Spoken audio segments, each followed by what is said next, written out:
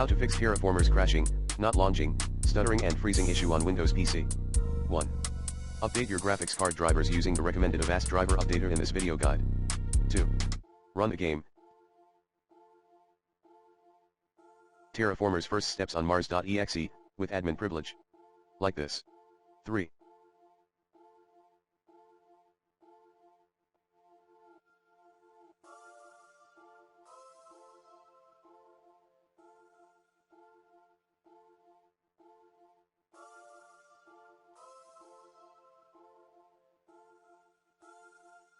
Review Terraformers system requirements, then lower in-game graphics accordingly.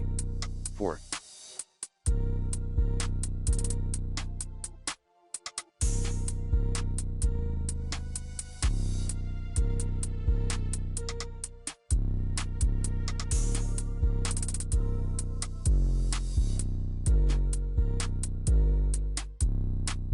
Verify the integrity of the game files in Steam. 5. Uninstall then reinstall the game. 6. Contact Terraformers support team.